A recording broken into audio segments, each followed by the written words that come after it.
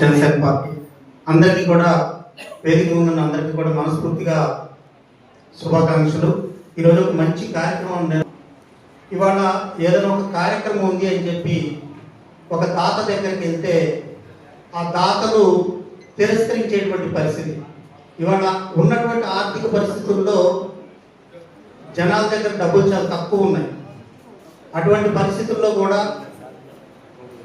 కొంతమంది విద్యార్థులను మనం ప్రోత్సహిద్దామనేటువంటి ఒక సంకల్పంతో మన శ్రీకృష్ణదేవరాయల విద్యాభివృద్ధి కమిటీ వెళ్ళి అడగగానే ముందు వెనక చూడకుండా దాతృత్వం ప్రదర్శించినటువంటి దాతలందరికీ కూడా ఈ విద్యాభివృద్ధి కమిటీ తరఫు నుంచి హృదయపూర్వకంగా పాదాభివందనాలు తెలియజేసుకుంటూ, మరి అత్యధిక మార్కులు సాధించి ఈరోజు ఈ విద్యార్థి పురస్కారానికి ఎంపికైనటువంటి విద్యార్థులందరికీ కూడా అభినందనలు తెలియజేసుకుంటూ, సహజంగా కాపుల్లో ఒక పోరాడే తత్వం ఉంటుంది, భుజబలం ఉంటుంది.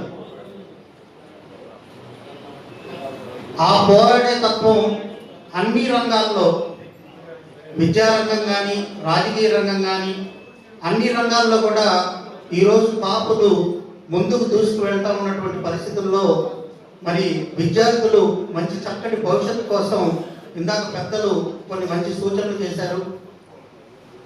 ఆ సూచనలు పాటిస్తూ ఒకే ఆప్షన్ పెట్టుకోకుండా ఇంకా అనేక రకాలైనటువంటి ఆప్షన్స్ పెట్టుకొని ముందుకు వెళ్ళేటువంటి క్రమంలో వెనక్కి రాకుండా ఉండే విధంగా విద్యని ప్రణాళికబద్ధంగా అభ్యసించాలని చెప్పి కోరుకుంటూ, ఈరోజు ఎమ్మెల్యే గారు చేయి చాలా మంచిది. పుల్లారావు గారు ఆయన చేతితో ఏం చేసినా కూడా బాగుంటుంది.